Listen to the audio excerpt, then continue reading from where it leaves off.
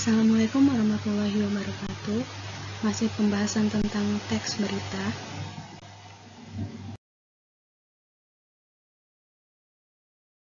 Kita akan membahas KD 4.2 menyajikan teks berita atau menulis teks berita. Nah, pertama ada langkah penyusunannya, yang kedua ada langkah penyuntingan.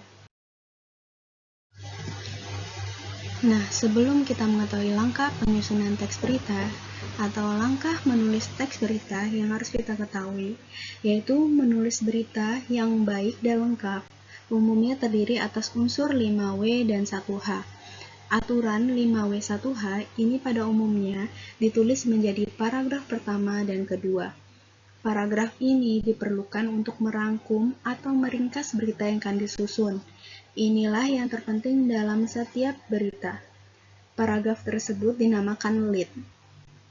Nah, bagian lead adalah kepala berita, sedangkan yang selebihnya adalah tubuh berita yang berfungsi menjelaskan atau memaparkan unsur 5W1H ini. Dalam penyusunan teks berita, kita harus memperhatikan struktur dan kebahasaan teks berita seperti yang telah kita bahas dalam materi yang sebelumnya. Nah, lanjut ke langkah penyusunan teks berita. Yang pertama ada memilih peristiwa atau kejadian terbaru atau terkini. Berita yang terbaru atau terkini akan hangat dan menarik untuk dibaca. Kemudian mengumpulkan informasi yang mendukung.